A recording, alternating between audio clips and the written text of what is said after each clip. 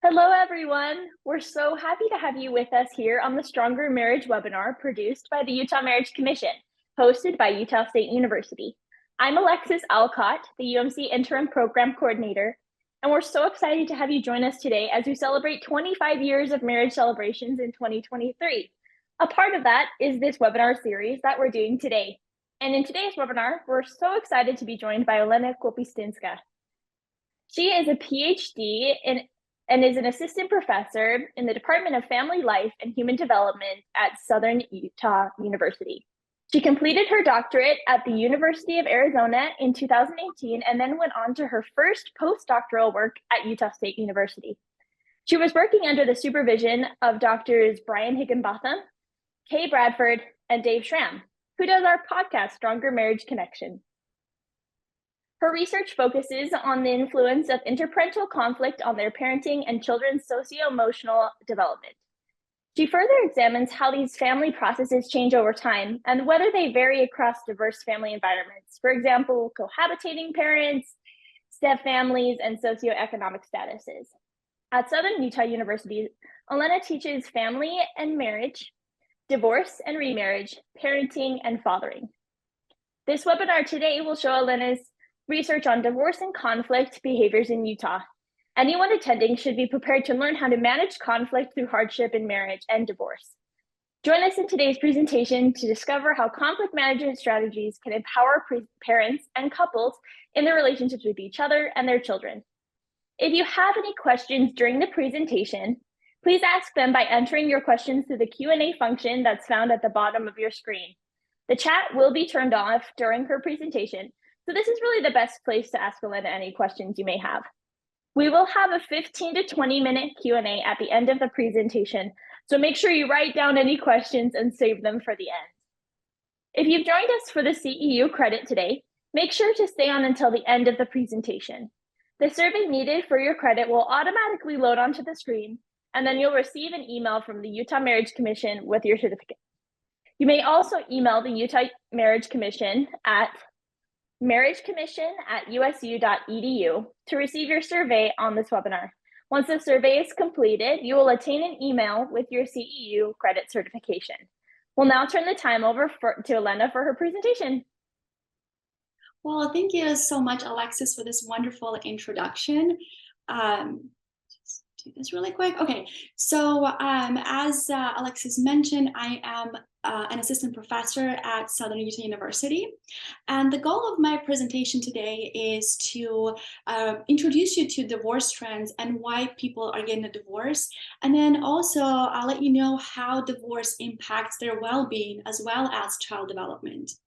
And then I will also introduce you to interparental conflict and the role of interparental conflict in divorce. And then hopefully I will leave you with some tips on how to strengthen your relationships. But before I do that, I just wanted to briefly give you a background of my professional background. And Alexis did a really good job actually summarizing my credentials. But I just wanted to touch a little bit on my research interests. I've been studying interparental conflict and its impact on parenting and child development for the last 10 to 12 years.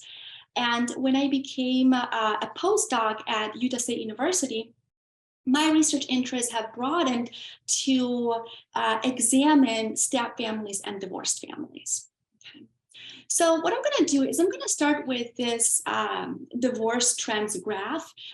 You may be familiar with some of the trends that are happening in divorce, but basically since about 1980s, divorce trends have kind of been what appears to be like they're on a decline, but it would be incorrect to presume that they're on a decline, because what that would mean is that somehow, some way, we've figured out how to make the relationships work.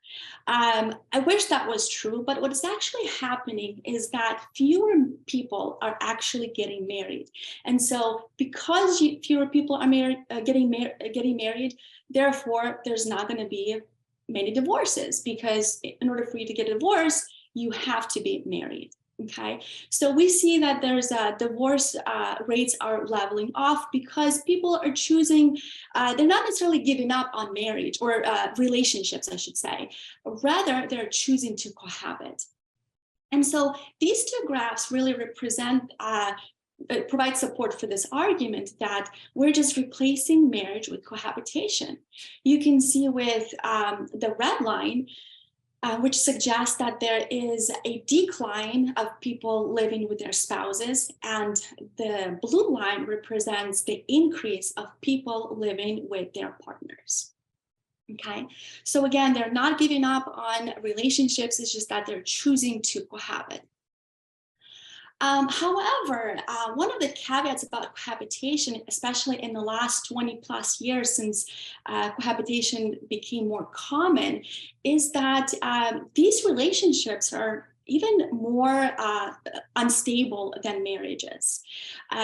So what we see is that it's not just in the US, but actually across many Western countries that do heavily support cohabitation. We see that these couples are just simply less stable. So choosing to cohabit does not necessarily save you from relationship dissolution. In fact, it might actually even increase your chances of relationship dissolution, okay? Now, I'm not going to spend too much time on cohabitation simply because that's not the topic of today's presentation, but I just wanted to give you a little bit of a background that, you know, cohabiting couples are just as likely, if not even at higher risk for relationship dissolution than are married couples, okay? So there are many reasons why people are getting a divorce, and researchers have categorized them into two broad categories. One is the hard reasons for divorce, and another one is the soft reasons. And so hard reasons include those that are very challenging to address. It will be very difficult to put the relationship back on track when something happens. Like, for example, if one spouse is having alcohol or drug use issues, if there's violence present in the relationship, maybe there's adultery happened. As you can see, if these behaviors have occurred in the relationship, it will be very actually challenging to put the relationship back on track. It would require an enormous amount of energy to do that. And soft reasons are those reasons that are more amenable to maybe even interventions or you learning certain skills. So for example, it includes reasons like growing apart or falling out of love or communication challenges or not paying attention to your spouse. As you can see, when these behaviors happen, with some effort on your part as well as your spouse's part, you can actually put the relationship back on track. I mean, relationship kind of goes through cycles. You know, there's going to be good times, there's going to be bad times. You may feel like you're falling out of love, but you can find ways to fall back in love. For example, maybe you can take that vacation that you've been thinking about for the last 5 years, or maybe you can learn to communicate better. This is the skill that you can learn. And so soft reasons are those reasons that are very much amenable to change. You can address them and you can improve your relationship. What may be surprising to some of you is that many marriages, if not most marriages in America, they actually end for soft reasons, meaning that people are just given up on the relationship even though there was nothing inherently wrong with that relationship. And so how do people, what is people's well-being after they have gotten a divorce? Well, that really depends on why they have gotten a divorce. Individuals who have gotten divorced for hard reasons, they actually see improvements in their well-being. So it could be that they got themselves out of that hostile environment, the toxic environment. And so now they found new meaning to life. They're doing just much better than they were when they were in that relationship. However, when people have divorced for soft reasons, what research is showing is that their well-being is actually on a decline. They're feeling less happier after they have gotten divorced for soft reasons. And there are many reasons for that. One could be that after they got a divorce, they have realized that maybe grass is not always greener on the other side. Maybe grass is greener where you actually water it. Maybe they have realized that they did not address a communication problem in their previous relationship, and now the same problem is following them into their current relationship. So it could be that they did not learn the skills to communicate or to solve problems, and so now they're taking the same set of skills or lack thereof into the new relationship, and so it just follows them. The only thing that changed was that now they're in a new relationship. It could also be that maybe after they have gotten a divorce, they started dating other people, and they have realized that what, my ex-spouse was actually pretty cool. It's really just perhaps some regret that maybe they should have worked on their relationship just a little bit harder. Okay. Now, how does divorce impact child development? Well, what research is showing us is that when we are comparing children of divorced parents to children of married parents, what we see is that as a group, children of married parents are generally doing better on multiple markers of their development, whether it's mental health, academic achievement, or cognitive development. And to understand why that is the case, let me kind of give you a little bit of a background story of what happens during the divorce. So divorce is not a single event. It's not like you in the middle of the night would wake up and tell your spouse, hey, let's go get an ice cream, and hey, while we're at it, let's go get a divorce, right? That typically doesn't happen. What usually happens is that there probably was some disagreement. There probably was a lot of conflict in that relationship, and that kind of led to divorce. And then during divorce, conflict is heightened, and many couples actually have a lot of conflict post-divorce because now they don't have to be nice to each other. And so it is really that process. It's just that the children are being exposed to a lot of conflict, a lot of hostility. Whether you've gotten a divorce for soft or hard reasons, there's probably going to be some sadness about it. I don't know many people who would get married thinking that one day they're going to get a divorce. So it's a sad event. It's not fun. It's not a fun process. And so when you yourself is sad and the child is asking you to help them with their homework, you're probably not going to have enough energy available to help the child. You're probably also going to be moving to a new place. You're probably going to put the child through a lot of changes, through a lot of instability. So, for example, the child may need to have new friends, may have to change schools and teachers. So that just creates a lot of instability for the child.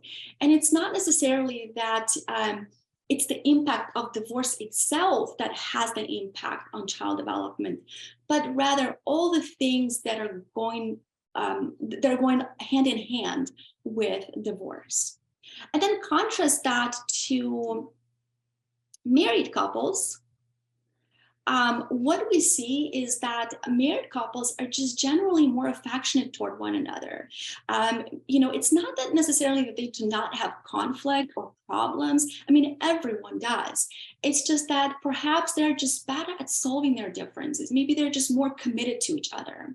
They're also more likely to share with each other their responsibilities. They can delegate to one another. So, for example, let's say that your child needs help with homework. If you're busy today, maybe your spouse can come in and help the child with the homework, and then the next day it's going to be you. But when in the divorced families, it's really it's almost like being a single parent. Everything is on your shoulders, and so it's no surprise that children of divorced couples are likely to experience some challenges in their scholastic development. Okay. So again, it's not that married couples are not experiencing conflict. It's just that they're perhaps maybe just better at handling their differences. Okay. And so this leads me to the next topic, which is the conflict. And so conflict, I mean, we've all been through conflict. Conflict is really just differences in opinions, beliefs. You cannot go through life without conflict. It's going to be present in any kind of relationship, whether it's romantic, non-romantic, parent-child, even professional relationship. You're going to be disagreeing with somebody. And the goal is not necessarily to avoid conflict, because you're not really doing yourself a favor by avoiding conflict. If you're going to shove it under the rug, it's going to come out eventually, and probably in worse ways than it would have been otherwise. And so what you can do is actually start managing conflict. So it's not the presence of conflict that has an impact on family processes and child development, but rather how the couple is solving conflict. And researchers have categorized conflict management into these two broad categories. One is constructive and the other one is destructive, okay? And so constructive conflict would include behaviors like being respectful towards your spouse. When your spouse having a different opinion or a different belief about something, you're actively listening to them. You're trying to understand your spouse's point of view. You're not trying to see how you can win the argument, but rather you're trying to understand them and see if there is something that you maybe can agree on. It also includes behaviors like affection and apology, realizing that, it's kind of like realizing that being able to admit when you are being wrong, and so issuing an apology. And so as you can see, when you are engaging in these behaviors, it is likely that it's going to lead to some kind of resolution, to some kind of conflict resolution. Whereas destructive conflict, it is further divided into destructive hostile and destructive disengaged. Destructive hostile conflict is the kind of conflict where you would scream, yell, you may manipulate the other person, you may twist their words around, you may be verbally abusive toward them. It may actually even escalate to physical aggression. It's almost like, the couple is, each spouse is trying to win the Super Bowl, right? They're just going at it. They don't care about finding the agreed upon solution. All they care about is winning that argument. And then finally, destructive disengaged conflict is simply withdrawing. And the reason that it is a destructive strategy is because many couples, many people, when they are withdrawing from conflict, what it really means is that they are giving up on the relationship. So it's almost like, you know what, I don't really even want to engage with you in that in any kind of discussion. I'm done. And so they may be just waiting for the perfect moment to leave the relationship. So they're withdrawing from that relationship. Now, research on withdrawal behaviors is kind of scant. We don't know much about it. But the few studies that we do have actually suggest that in terms of child development, disengaged conflict produces even more uncertainty for the child. So it's more distressing to the child. So if you think about it, even in the eyes of the child, when the child sees that the parents are withdrawing from conflict, they're very smart. The children are very smart, and they're able to identify that, you know what, my parents are probably on the way out of the relationship. Now, don't get me wrong, hostile conflict is also bad for the child. But it's just that with hostile conflict, at least probably you're still engaging in some negotiations.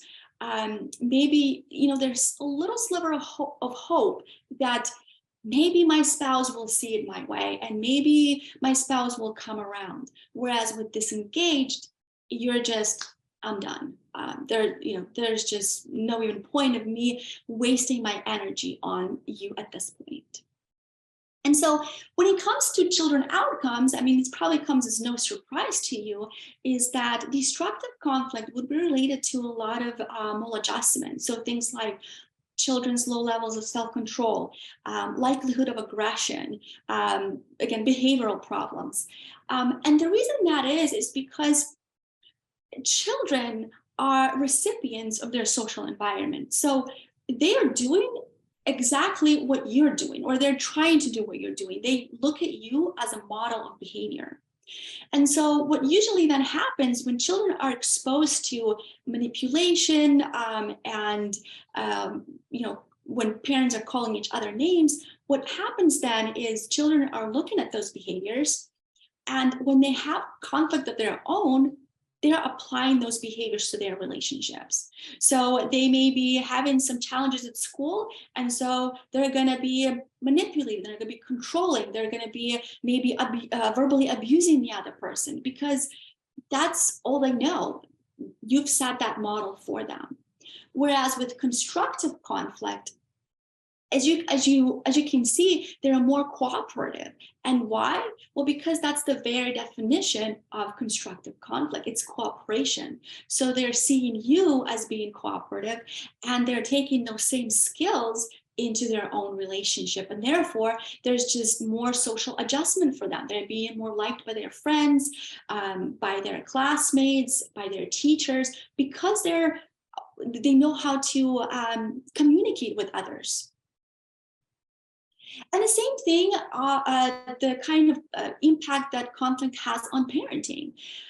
You probably, at one point had experienced some kind of hostility. And if you can recall back to that moment, you may probably remember that engaging in destructive conflict can actually be emotionally exhausting, simply because when we are in that kind of conflict, our body releases a stress hormone called cortisol, which puts us in the fight or flight response. And so that response is very taxing on our bodies. And so because we're so preoccupied with that conflict, because it eats up so much energy, as a result, we have less energy available to tend to the child's needs.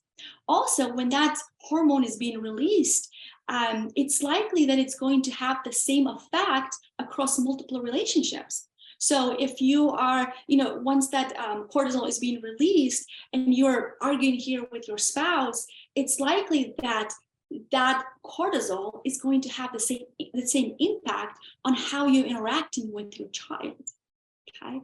And with respect to constructive conflict, well, again, it's cooperation. So, I mean, you may still be releasing some cortisol, but because you are engaging in constructive management, in behaviors like apologizing or trying to see if you can solve the problems, it does not have that kind of a immediate negative effect. Like I said, conflict is, it's not something that's very pleasant. However, it's really how we're solving that conflict. So if you're approaching it from the perspective of constructive management, behavior management, then it's likely to kind of suppress that cortisol, so that you can be, your wonderful, cheery self. And so hopefully by now I have convinced you that constructive conflict is better than destructive conflict, but there's one caveat to that, and that is that it takes two people to make the relationship work. So what this means is that it is only effective, constructive conflict is only effective when two people are engaging in it. So if both parents are engaging in constructive conflict, children are more emotionally secure about their parental relationship, simply because they are not being threatened by all of these, behaviors that define destructive conflict. Also, parents are more likely to be more warm because they're warm to each other, and therefore they're going to be warm to their child.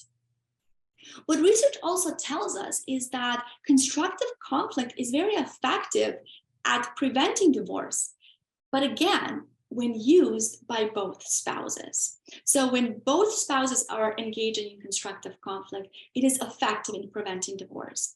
And here I am referencing a study that was done, a longitudinal study. The researchers started the study when they started following newlyweds and over 16 years of their married life together. And so what they have found is that when individuals were engaging, both of them were engaging in destructive conflict, that was a expressway to divorce. They most likely were not there at year 16 because they have gotten a divorce. But those who have been using constructive conflict, they were likely to stay together.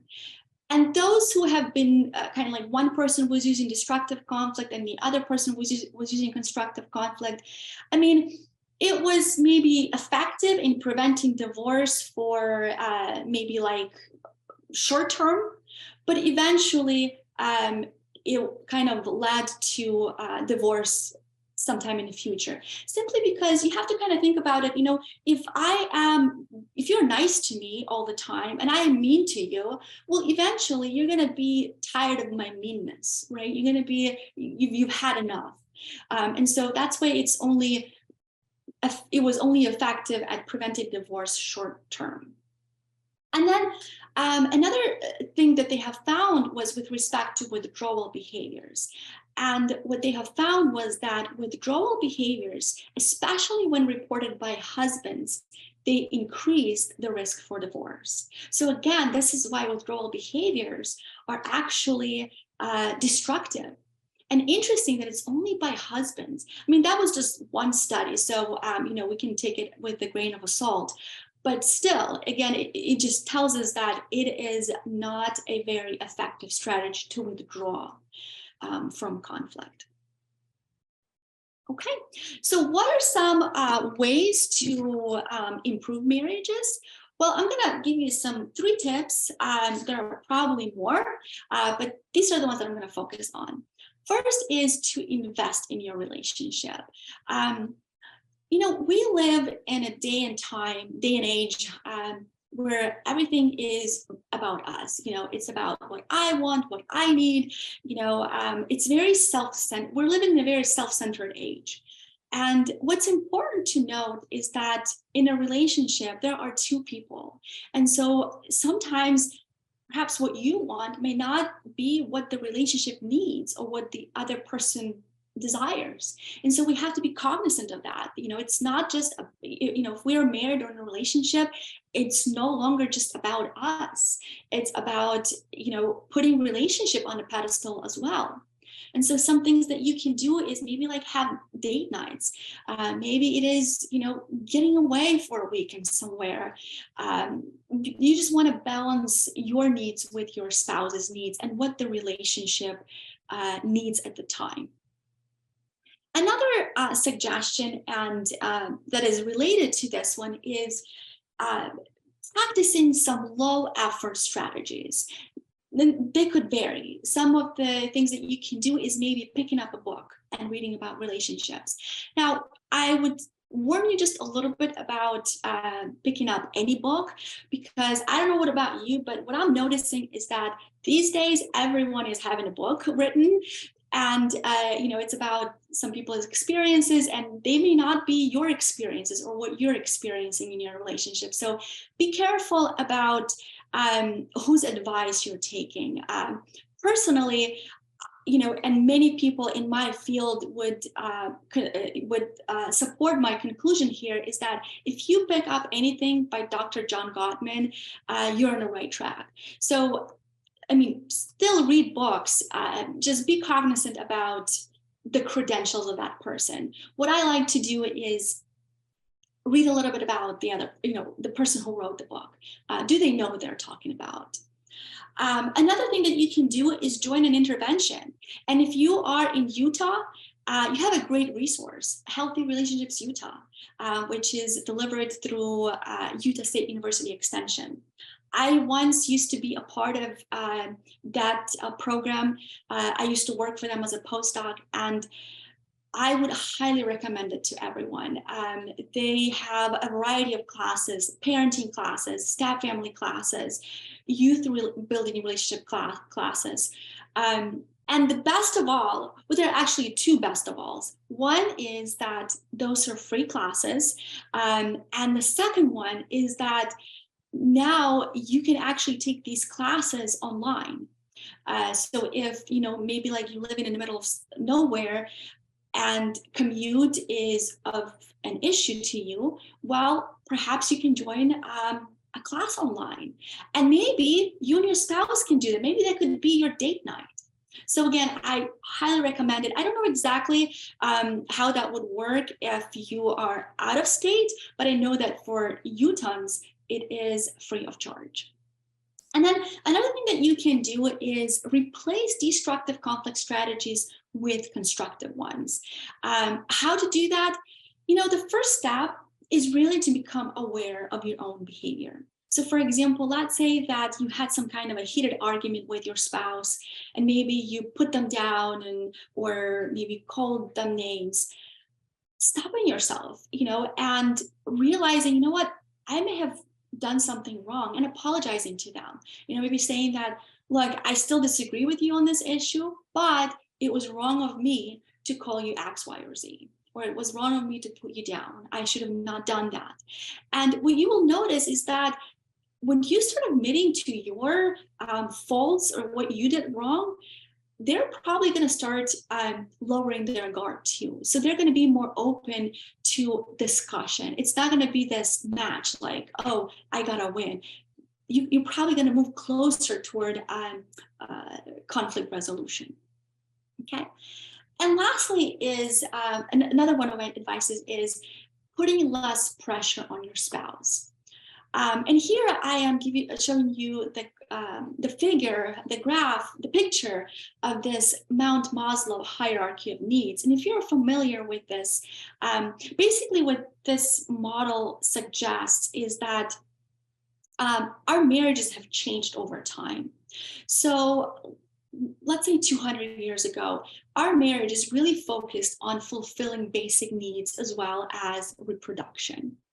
In about 1960s, 1970s, it kind of moved to ensuring that there is a component of romantic love.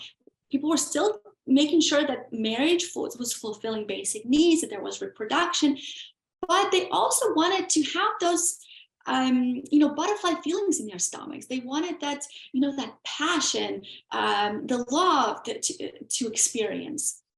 And where we are now, we are at the very top. We're in the era what we call self-expressive era.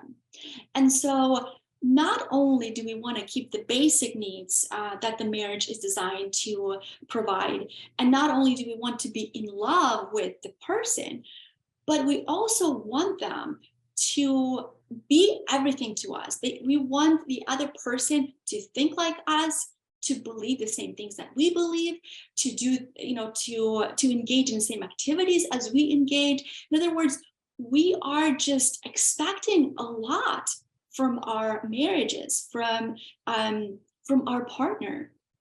And if you've ever climbed a tall mountain, or maybe like you climbed a Mountain Everest, you know that the higher up you go, the less oxygen you have. And so one of the reasons that our relationships are more fragile than ever before is because we're depriving our relationships from oxygen. The more we expect, the less oxygen the relationship has. And perhaps for that reason, we see that so many marriages are actually ending with soft reasons, when there's nothing inherently wrong with the relationship. Okay. Now, how can you overcome that? Well, you can have friends of your own. If your spouse does not want to take that painting class that you've been wanting to take, well, go and take it with your friend. If your spouse wants to watch football on a Sunday night and you want to watch something else, well, maybe go watch it on your own. Like, you don't have to be always with each other. You have to allow yourself a little bit of space, and it's actually good for you, because you don't want somebody else to be the exact replica of you. It's going to become boring. You want a little bit of challenge, so it's good to have some different interests and different goals.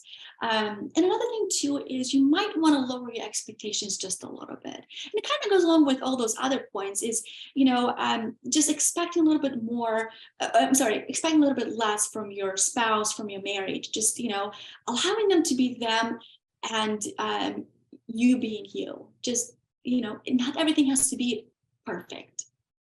Okay, so those are my 3 top suggestions on how to improve your relationship. And here are some thoughts that I wanted to leave you with.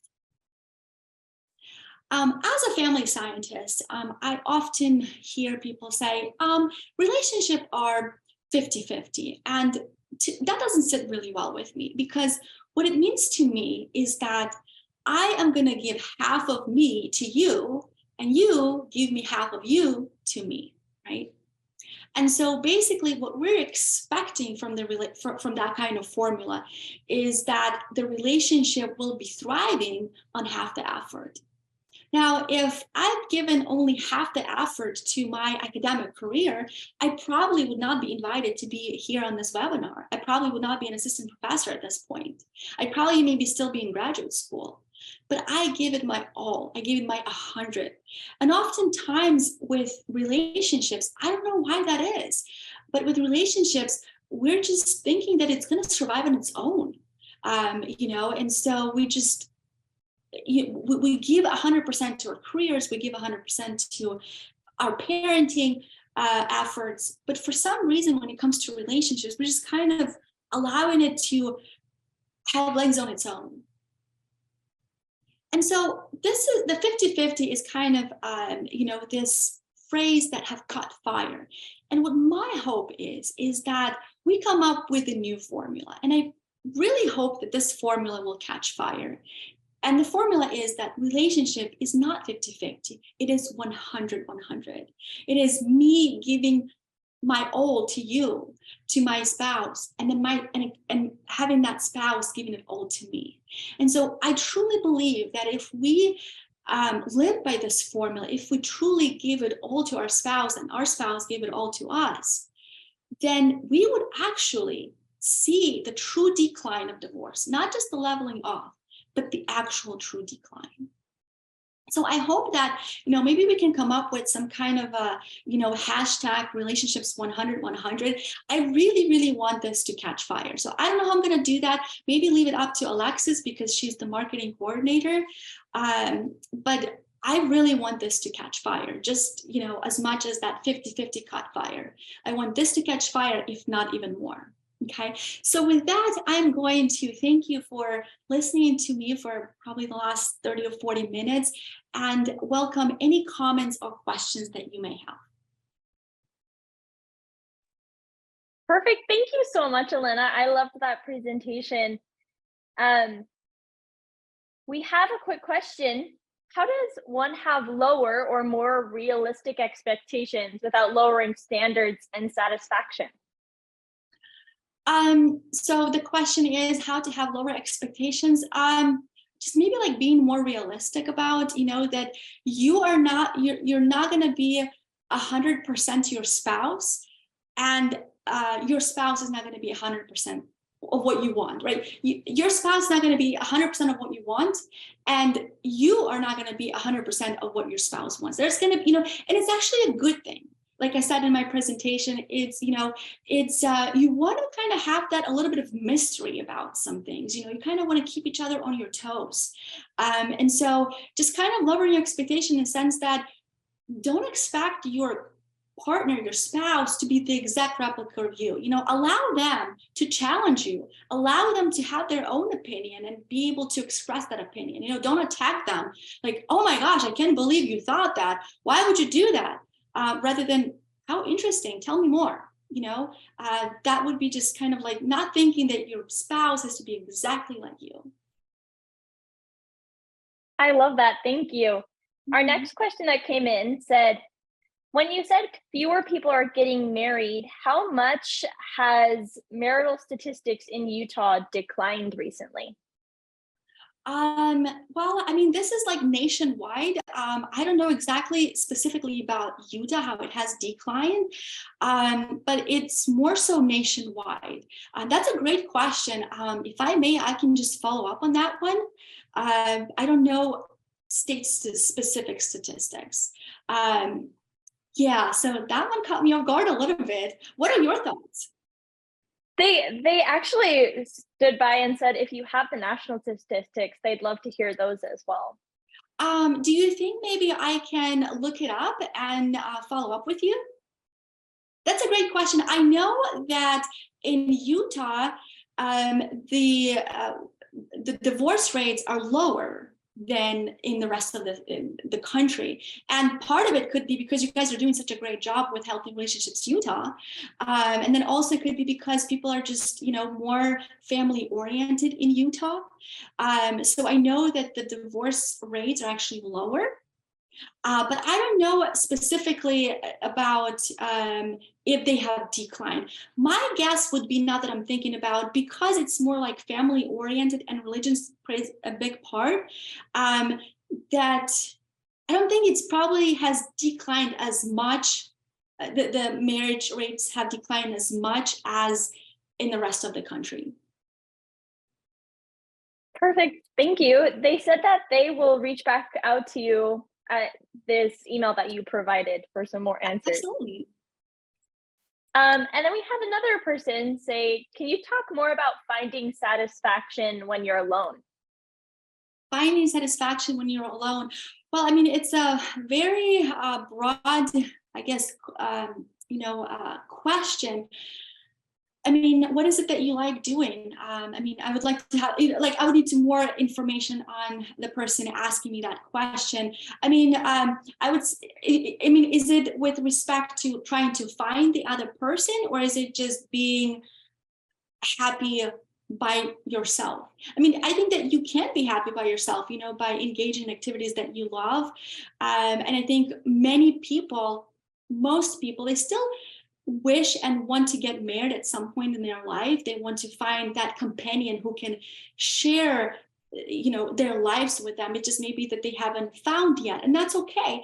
And while maybe like you're looking, you can be a satisfied person, do things that inspire you. Maybe it's going out dancing, maybe it's taking the painting class, maybe it's going back to college. I don't know what it may differ for every individual, but just because you're single, it does not mean that you have to be unhappy. We want it's kind of like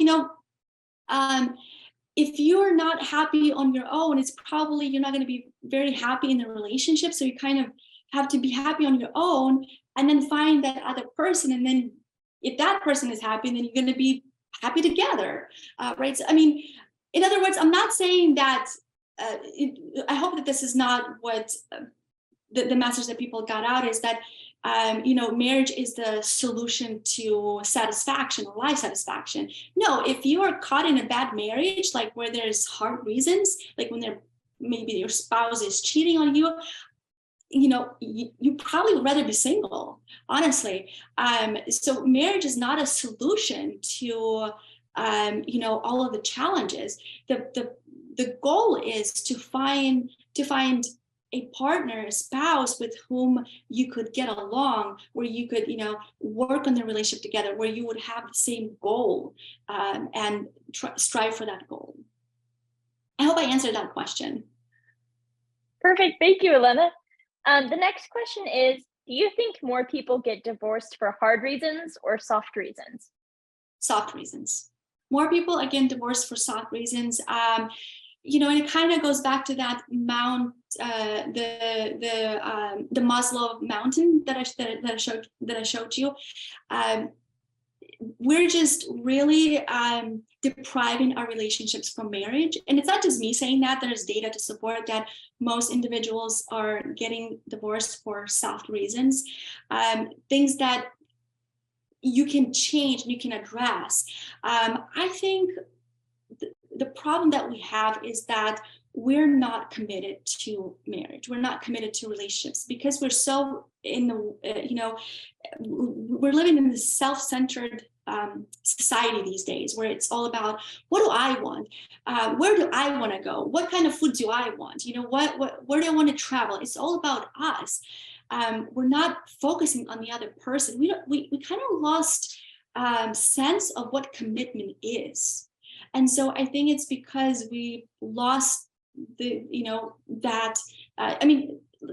look at some reasons for divorce would include growing apart or falling out of love. You can fall back in love. Marriage is, or any relationship, there's going to be ups and downs. But people who are divorcing for such reasons, they believe that, that is the solution to distress. And then part of the reasons that they're not feeling well in terms of happiness is because they realize that there was nothing wrong with the relationship to begin with. And maybe they have lost something that was a diamond. Thank you. Our next question says that when you're married, how do you handle when your partner doesn't want to do this process with you? If the person is referring to kind of like, the partner does not want to maybe like engage in constructive conflict, right, with you. I think that's what the person is referring to. There's nothing much you can do. I think that at that point, you probably will have to have an honest conversation. And, if, being honest and being like, listen, I want to do this. Do you want to do this? And if the person says, okay, yes, I'll do that, I would, say, go to interventions, see, create a plan for yourself. But if the other person is, does not want to engage, well, to me, it's actually they're already withdrawing. So maybe that window of opportunities has already been lost. But if you're still together, maybe you can still recover that. I would say, have an honest conversation. Does that person want to have the relationship? And be honest with yourself. Do you want that relationship? Perfect. Thank you. The next question is, what do you think is the biggest challenge for children of divorced parents currently? There are many, but I think probably all the instability that comes with it. I would say that conflict is probably one of them, because what we see is that it's not the divorce that has that negative effect on children. It does, but the biggest part of it is conflict. And I think no child, wants to see their parents bickering back and forth. They're probably thinking like, how could these people have me and now, be so hostile toward one another? Like they probably cannot fathom what is happening. So I think it's the biggest challenge is probably that interparental conflict. So maybe like especially eliminating destructive conflict. Especially post-divorce, you have to be honest with yourself. I understand. I know. Okay, it's easier said than done. I get that. When you're divorcing somebody, you are letting go of the past, of the good things that you guys had together. And so it's challenging. It's only natural for you to try to protest that. And that's actually what many spouses are doing when they're engaging in conflict. They're protesting the end of that relationship. And so, if you're honest with yourself and, you and your spouse really want to get that divorce, then maybe like eliminating conflict, maybe having like a self-check is like, okay, if I'm going to have that conflict, what is that going to solve? Okay, fine. So my spouse brought the kid home at 9:00. I told him to bring him at 8:00. Does that really matter? Is that going to change, things so much for me. So just being honest, doing that honest self-check. And it's like, is that conflict really necessary? Choosing your battles wisely. There you go. If there is something that is very important to you, then stick with it. But if something that is like trivial and it's, doesn't really matter, don't pick up, yet another something to disagree about. Awesome. We had another person that had a question around these conflicts and strategies, and they asked, do you have an example of what a constructive conflict would look like between a couple? Yeah, so I mean, it would be just being respectful toward one another, admitting to each other, to one another's faults, like and admitting to one's faults, not one another's, but one's faults. Let's say that you are, I don't know, disagreeing on something. You're listening to the other person. You're trying to understand their point of view. You're not trying to have them finish it so that you can jump in and tell them why they're wrong and you're not, right? It's just, you kind of, you have to think of conflict as not something that necessarily as bad, but something that can bring you together. And when you're practicing respect, when you're practicing apology, when you're still affectionate, and another important thing is that you're not being sarcastic about it, because some people will say, well, I didn't put the other person down, but instead they may have rolled their eyes. Well, if like your body language has to match your authenticity. And so like, let's say that you're having a disagreement, but you're going like, sure, you're right. Well, that's not really constructive, because you just really put your other person down. But maybe you can with humor say, wow, I didn't even think about it, tell me more. Like, really, you think that? Tell me more. Just kind of balancing that out with humor. And I understand that, you're not always going to be unconstructive. There are going to be times where you may have to be destructive. Maybe you had a challenge at work, and because of that, now you're not in a good mood. In other words, like, it's not that you're either or. You can fluctuate, but people are either more on the side of constructive or more on the side of destructive. And so, again, you're not always going to be constructive because life happens, challenges happens, but just catching yourself, and if you did explode, apologize. Tomorrow's a new day, kiss and make up, and, and forget what has happened. So I hope that kind of gives you an example of constructive conflict. Perfect. Another person is wondering, they kind of went off the question earlier around how conflict, if someone isn't willing to engage in constructive conflict. And they said, what do you think is the best way to set boundaries and expectations around conflict with your partner? Well, I think that with any, boundaries is you have to be serious about your boundaries. And, when you say something, you want to commit to that. You do not want to kind of play wolf, right? Like, I'm going, if you're going to be calling me names, I'm going to file for divorce, right? Guess what? They're probably going to be calling you names because they're going to be trying to see if you're serious or not. So don't threaten people with your actions, because it's not going to work. And can you remind me one more time the question? Because I kind of lost my track of thought. You're good. They just asked, what do you think is the best way to set boundaries / expectations in conflict with your partner?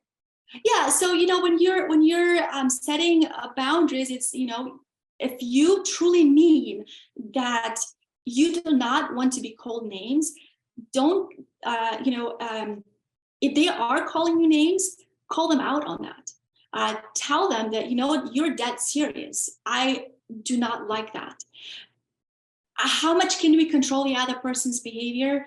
Well, I can't control other people's behaviors, but if you're serious, if calling names, for example, seriously bothers you and you want the other person to respect you, you have to kind of think, what am I willing to do here?